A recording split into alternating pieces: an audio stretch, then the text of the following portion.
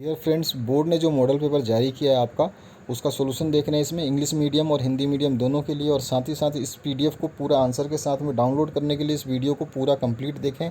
इसी के दौरान मैं आपको इसका पासवर्ड बताऊंगा इस पीडीएफ का। ध्यान रखना है, ये फुल सॉल्यूशन है आपके क्वेश्चंस के।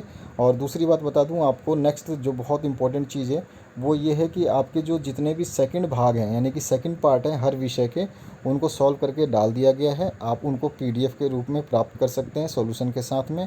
तो आपकी जो अभी आप ये वीडियो देख रहे हैं, इसके 10th क्लास की जो आपकी प्लेलिस्ट बनाई गई है उसमें जाना है आपको, और उसमें आपके सारे पार्ट्स के सॉल्यूशन वहाँ पे अवेलेबल मिलेंगे। जितनी भी वीडियो डाली जाती हैं आपसे रिलेटेड या आपके क्लास से रिलेटेड, वो सारी की सारी उसी प्लेलिस्ट में डाली जाती हैं। तो यहाँ पर हिंदी मीडियम इंग्लिश मीडियम दोनों के लिए ये पूरा सॉल्यूशन है, ध्यान रखना है आपको। चलिए स्टार्ट करते हैं, और पासवर्ड इसी वीडियो के ड्यूरेशन में मैं बताऊँगा आपको। तो यहाँ पर आपको जो सेकंड पार्ट है सभी के आंसर्स देख लेना। ऑब्जेक्टिव सारे सॉल्व कर दिए गए हैं, मैथ से लेकर के आपके हिंदी सब्जेक्ट तक सारे।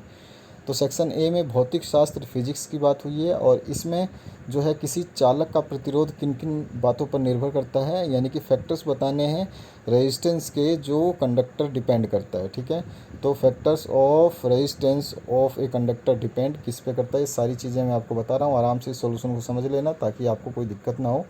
तो चालक का प्रतिरोध जो है उसकी लंबाई पे, चालक की लंबाई पे, उसके जो अनुप्रस्थ काट का क्षेत्रफल है उसके ऊपर, पदार्थ की प्रकृति के ऊपर, अगर चौथा लिखना चाहें तो टेम्परेचर यानी कि तापमान के ऊपर भी डिपेंड करता है। अगर इंग्लिश में इसकी बात करें तो ये लेंथ ऑफ वायर के ऊपर डिपेंड करता है कि वायर कितनी लंबी है। Area of cross section of the wire, area जो है उसका क्रॉस सेक्शन का, वो बताएगा कि कितना डिपेंड करता है। और एक है nature of the material of the wire, ठीक है, चालक पदार्थ के प्रकृति पर। और अगला लिखना चाहते तो टेम्परेचर लिख देते तो ये आंसर पूरा करेक्ट हो जाता। नेक्स्ट जो है, उस लेंस की फोकस दूरी ज्ञात कीजिए जिसकी क्षमता +2 डायोप्टर है। यह किस प्रकार का लेंस है, और इस लेंस का एक उपयोग आपको लिखना है। फोकल लेंथ, और find the focal length of a lens of power +2 dioptre. What type of lens is this and right one use of the lens. ध्यान रखना है आपको, इसको आराम से समझ लेना है। और मैंने जो है आपके मिरर के ऊपर, जो आपका कॉन्वेक्स कॉनकेव मिरर है यानी कि उत्तल और अवतल दर्पण है, उसके ऊपर हिंदी और इंग्लिश मीडियम के लिए वीडियो बना दिया है। वो भी आपको प्लेलिस्ट में ही मिलेगी 10th क्लास के। उसको देख करके आप रे डायग्राम सारे बना सकते हैं, और जल्द ही जल्द आपके न्यूमेरिकल्स जो हैं सारे सॉल्व करके डाले जाएंगे, तो उनको भी आप देख लेना। उसकी भी ट्रिक बताई जाएगी कैसे, कब प्लस लेना है, कौन सी चीज़ को कब माइनस लेना है। तो यहाँ पे गिवन है आपको लेंस का पावर जो है +2 डायोप्टर है, और पावर का फॉर्मूला हम जानते हैं 1/f होता है। और 1/f से हमें f निकालना है, तो क्रॉस मल्टीप्लाई कर देंगे तो p नीचे आ जाएगा। उसके बाद में p की वैल्यू जो है हमें यहाँ पे दे रखी है, तो p की वैल्यू +2। उसके बाद में f कितना आ जाएगा, डिवाइड कर देंगे तो 0.5 मीटर। ये प्लस में आया है, तो प्लस में है तो focal length is positive, then it is a convex lens, यानी कि ये उत्तल दर्पण होगा, क्योंकि आपका जो है फोकस दूरी कैसी आई है, धनात्मक। उसके बाद में ये जो कहाँ यूज़ कर सकते हैं ये बताना है आपको। तो it is used as a rear view mirror in the vehicles, यानी कि जो है पीछे के वाहनों को देखने के लिए इसका उपयोग किया जाता है, वाहनों के पीछे जो गाड़ियाँ होती हैं उनको देखने के लिए। तीसरा जो क्वेश्चन है, नामांकित आरेख खींच करके किसी विद्युत मोटर के सिद्धांत एवं संरचना का वर्णन करना है। तो यहाँ पर उसका सिद्धांत जो है हिंदी मीडियम के लिए पहले लिखा गया है, ये आराम से आप इसको पढ़ लेना वीडियो को पॉज करके। और उसका डायग्राम जो है यहाँ पे बनाया गया है, ये आप इसको छोटा बड़ा करके आप देख सकते हैं, इसको कोई दिक्कत नहीं है। आपको ऐसी कैसी ये PDF मिलेगी, तो आपको आराम से शांति रखना है, कोई दिक्कत नहीं होगी आपको, ठीक है। तो ये जो क्वेश्चन है विद्युत मोटर का आरेख खींच दिया है, और इसकी कार्य विधि जो है यहाँ पे लिख दी गई है। अगर इंग्लिश मीडियम के लिए इसके सॉल्यूशन की बात करें तो इसी क्वेश्चन को इंग्लिश मीडियम के लिए यहाँ से सॉल्व किया गया है, और यहाँ पर इसका इंग्लिश मीडियम के लिए डायग्राम है, और इसके नीचे पूरा का पूरा इसकी जो है वर्किंग प्रिंसिपल जो है वो डाल दी गई है।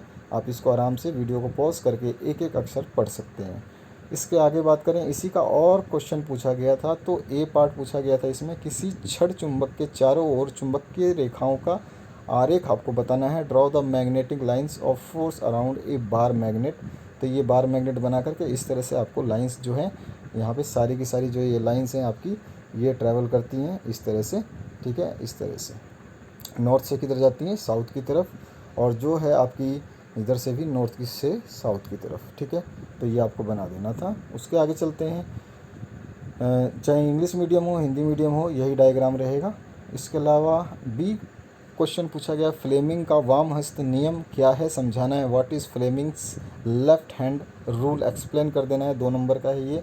तो फ्लेमिंग के हस्त नियम के अनुसार वाम हस्त के अंगूठे तर्जनी के मध्य अंगूठे को इस प्रकार फैलाएं कि वे परस्पर संपूर्ण बनाएं और तर्जनी चुंबकीय क्षेत्र की दिशा, मध्य उंगली विद्युत की दिशा और अंगूठा जो है चालक पर लगने वाला बल जो है उसकी दिशा बताएगा। तो यही इंग्लिश में भी लिखा गया है, आप आराम से इसको पढ़ सकते हैं। और ये है फ्लेमिंग्स का जो रूट है, यहाँ पे करंट आ गया यानी कि विद्युत आ गया, मैग्नेटिक फील्ड जो चुंबकीय है, और यहाँ पे थ्रस्ट ऑफ मोशन जो बल की दिशा है वो आपका लग जाएगा। तो ठीक है, तो ये चीज़ आपको ऐसे ही जो है एक्सपेरिमेंट में दिखाया गया है और इसको आप सच में ऐसा ही फॉलो कर सकते हैं। और इसका जो है डायग्राम बना करके यहाँ पर जो है उसके बारे में कंप्लीट बता दिया गया है, कौन सी चीज़ कैसे कैसे डिस्क्राइब करती है। खंड बी की बात करें तो रसायन विज्ञान है। तेल एवं वसायुक्त पदार्थों को गैस से प्रभावित किया जाता है, क्यों?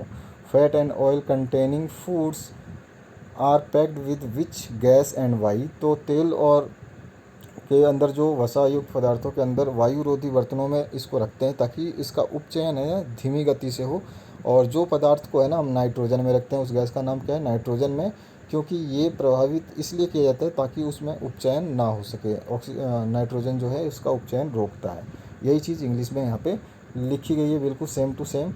5वां जो क्वेश्चन है, NaHCO3 का सामान्य नाम और 2 उपयोग बताने हैं। तो सभी को पता है इसका नाम होता है सोडियम बाइकार्बोनेट, जो कि एक कार्बनिक यौगिक है और इसे मीठे सोडे के नाम से या खाने के सोडे के नाम से जाना जाता है। तो सामान्य नाम क्या है इसका? कॉमन नेम खाने का सोडा, या जो है आप मीठा सोडा बोल सकते हैं। सिंपली अगर टेक्निकल वर्ड में बोले तो इसको बेकिंग सोडा भी कहते हैं।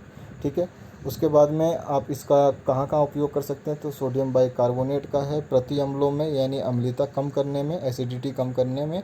सोडा युक्त पेय पदार्थ जो बनते हैं सोडा, उसमें डाला जाता है। और अग्निशमन यानी आग बुझाने के लिए भी ये यूज़ किया जाता है। तो उसका आंसर यहाँ पे भी वही चीज़ इंग्लिश में लिखी गई है कि use as a baking soda reduce acidity in stomach. तो आपको पता है एसिडिटी कम करने का काम आती है ये। फायर एक्सटिंग्विशर के लिए यूज़ करते हैं इसको, और न्यूट्रलाइज करता है बहुत सारी चीज़ों को। ठीक है, यहाँ पर पर्सनल केयर प्रोडक्ट्स जो बनते हैं उसमें भी इसका यूज़ होता है। परमाणु साइज समूह में कैसे बदलता है और क्यों, वर्णन कीजिए। How does atomic size very in group, explain करना है। तो यहाँ पर ऊपर से समूह में ऊपर से नीचे की तरफ जाने पर परमाणु का साइज़ बढ़ता है। ऐसा इसलिए होता है क्योंकि नीचे जाने पर एक नया कोश जुड़ जाता है, यानी कि नया कोश जो है सेल बन जाता है वहाँ पे। इससे नाभिक तथा सबसे बाहरी कोश के बीच की दूरी बढ़ जाती है और इस कारण नाभिक का आवेश बढ़ जाने के बाद भी परमाणु का साइज़ जो है बढ़ जाता है। यही चीज़ यहाँ पे इंग्लिश में लिखी गई है, बिल्कुल सेम टू सेम। आप इसको पढ़ करके एंजॉय कर सकते हैं अपने इस आंसर को। बी जो है, डॉबनेर के त्रिक का एक उदाहरण सहित वर्णन करना है। डॉबनेर लॉ ट्राइड्स जो है 1 एग्जाम्पल के साथ आपको बताएं तो एग्जाम्पल आप कितने भी दे सकते हैं। तो यहाँ पे डॉबनेर त्रिक नियम जो है उसमें एक समान गुणों वाले 3-3 के समूह में परमाणु भार के बढ़ते क्रम में व्यवस्थित किया गया, जिसको डॉबनेर का त्रिक कहा गया। और डॉबनेर के अनुसार बीच के तत्वों का परमाणु भार शेष 2 तत्वों के परमाणु भारों के लगभग औसत के बराबर होता है। यानी कि ये प्रोडक्ट और ये प्रोडक्ट अगर हम देखें, या फिर हम ये प्रोडक्ट और ये प्रोडक्ट देखें, तो इन दोनों का जोड़ है उसको अगर हम 2 से डिवाइड करें तो बीच वाला जो प्रोडक्ट है उसकी वैल्यू आ जाएगी। तो समझ गए आप। लिथियम और पोटेशियम को ऐड करके 2 से डिवाइड करें, 2 हो गए ना, लिथियम एक हो गया और पोटेशियम हो गया। दोनों को अगर 2 से डिवाइड करें तो ये Na के जो परमाणु भार है उतना आएगा। ठीक है, तो आप निकाल के भी देख सकते हैं आराम से, कोई दिक्कत नहीं आएगी आपको। इसी को इंग्लिश में लिखा गया है, उदाहरण के साथ में यहाँ पे दे दिया गया है। तो ये इसका आंसर हो गया। और ऑप्शन में अथवा में आया है, 3 तत्वों के नाम लिखने हैं जिनके सबसे बाहरी कोश में 1 इलेक्ट्रॉन होता है। यानी कि आउटर मोस्ट सेल जो है, वैलेंस सेल जो कंटेन होता है वो 1 इलेक्ट्रॉन करता है। तो इसमें आपका लिथियम है, सोडियम है और उसके बाद में पोटेशियम है। ये तीनों चीज़ें आप लिख सकते हैं। तीनों में लास्ट के सेल में 1 इलेक्ट्रॉन ही बचता है। ठीक है, इसके बाद में नेक्स्ट है, आवर्त सारणी में मेंडलीव द्वारा कौन सा मापदंड अपनाया गया, इसके बारे में लिखना था। तो मेंडल ने अपने जो है मूल गुणधर्म, परमाणु द्रव्यमान और रासायनिक गुणधर्मों में समानता के आधार पर जो है व्यवस्थित किया था। उसके बाद में इसके बारे में पूरा डिस्क्रिप्शन दे दिया गया है कैसे कैसे उसको किया गया था। यहाँ पर इंग्लिश में भी वही चीज़ लिखी है, बस आपको सिंपली बताना था कि किस हिसाब से व्यवस्थित किया गया था। इसके बाद में सेक्शन सी है जीव विज्ञान यानी लाइफ साइंस का। तो यहाँ पर जो है सबसे पहला है परागण क्रिया निषेचन क्रिया से किस प्रकार भिन्न है। तो पॉलिनेशन और आपको फर्टिलाइजेशन में अंतर बताना है। तो परागण और निषेचन में टेबल के रूप में आराम से आप इसको पढ़ के याद कर सकते हैं। इसके 4-5 मैंने लिख दिए हैं ताकि आपको कोई दिक्कत ना रहे। तो आप इसको पूरा का पूरा एक एक पॉइंट जो है क्लियरली पढ़ लीजिए, आराम से याद भी हो जाएगा। इसके बाद में इसको इंग्लिश मीडियम के लिए pollination and fertilization on the basis of meaning, इनकी मीनिंग में क्या डिफरेंस है ये बताया गया है। फिर काइंड ऑफ मैकेनिज्म किस पे ये काम करते हैं वो बताया गया है, और ये कहाँ पर होता है ये बताया गया है। तो इसके ऊपर ये डिफरेंस बताए गए हैं। 8वां जो क्वेश्चन है गर्भ निरोधन की किन्हीं 3 विधियों का वर्णन करिए। तो आजकल ये बहुत ही कॉमन है, नॉर्मल है, और टीवी पे एडवर्टाइजमेंट वगैरह सब आते हैं। तो डिस्क्राइब करना आप तो 3 different methods of contraception.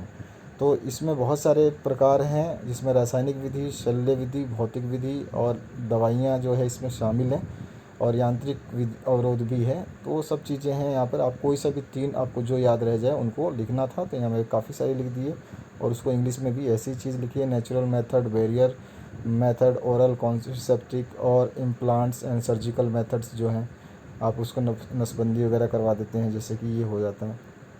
9th का पहला पार्ट पूछा गया था मानव के उत्सर्जन तंत्र का नामांकित चित्र बनाना है। तो हिंदी मीडियम इंग्लिश मीडियम के लिए सामने सामने लिख दिए ताकि किसी को कोई दिक्कत ना हो, आराम से समझ सकते हैं।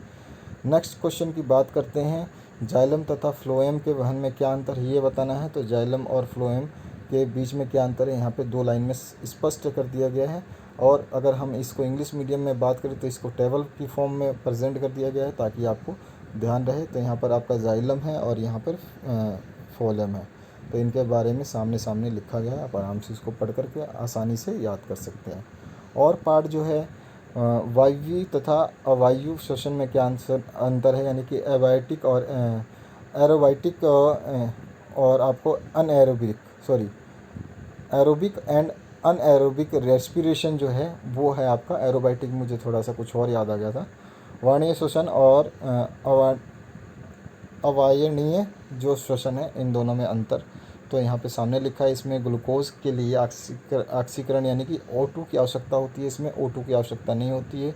और इसमें क्या होता है जो है, इसमें ग्लूकोज के एक अणु के ऑक्सीकरण के लिए 38 ATP अणु बनते हैं, और इसमें ग्लूकोज के लिए ऑक्सीकरण के लिए केवल 2 ATP अणु बनते हैं, सबसे बड़ा डिफरेंस। और इसके केवल आरंभिक चरण कोशिका द्रव्य में होते हैं, लेकिन आधार माइक्रोकांडिया में होता है, और ये केवल कोशिका द्रव्य में होता है, इसमें माइक्रोकांडिया नहीं होता है, एब्सेंस होता है। इसके अंतिम उत्पाद CO2 और H2O तथा ऊर्जा है, यानी कार्बन डाइऑक्साइड, वाटर और एनर्जी है। और इसमें है जो है उत्पाद CO2, एथेनॉल, लैक्टिक अम्ल, थोड़ी सी ऊर्जा भी होती है, और केवल द्रव्य कोशिका।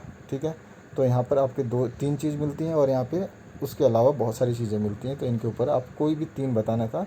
यहाँ पे इंग्लिश मीडियम के लिए वही चीज़ लिखी गई है पूरा का पूरा। आप आराम से इसको वीडियो को पॉज करके पढ़ सकते हैं। सेकंड पार्ट है स्वपोषी पोषक के लिए आवश्यक परिस्थितियाँ कौन सी हैं, और इसके उत्पादक है, ये मिसप्रिंट है, तो इसका जो प्रोडक्ट है, बाई प्रोडक्ट्स, वो क्या है।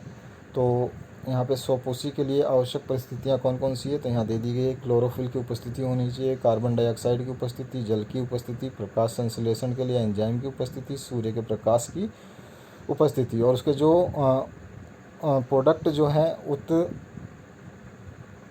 अतुत्पाद वो जो है आपके कौन कौन से हो जाएंगे। तो यहाँ पर हम कर सकते हैं, ये रहे उत्पाद जो है वो ऑक्सीजन बनेगा, रासायनिक ऊर्जा यानी कि आप बोल सकते हैं फूड बनेगी, यानी कि भोजन बनेगा। ठीक है, ऑक्सीजन और भोजन, उसी को इंग्लिश में यहाँ पे भी लिखा गया है। इसमें भी कार्बोहाइड्रेट्स यानी कि रासायनिक ऊर्जा और भोजन मिलेगा, और ऑक्सीजन मिलेगी। ठीक है, बाई प्रोडक्ट्स के रूप में।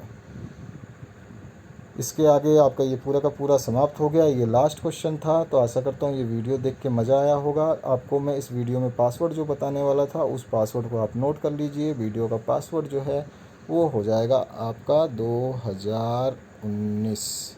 ठीक है, ये आपको ध्यान रखना है। तो आशा करता हूँ ये वीडियो देख के अच्छा लगा होगा। ज़रूर आप प्लेलिस्ट को विजिट करें जिसमें सारे के सारे आपके आंसर्स दिए गए हैं, और उस आंसर्स को देखने के लिए आपको केवल प्लेलिस्ट विजिट करनी है, इसी वीडियो के डिस्क्रिप्शन बॉक्स में अवेलेबल है। Thank you very much. Share ज़रूर करें, और आपके कमेंट के ऊपर डिपेंड करता है कि नेक्स्ट सब्जेक्ट कब मुझे अपलोड करना चाहिए। Thank you very much. तो कमेंट करना ना भूलें।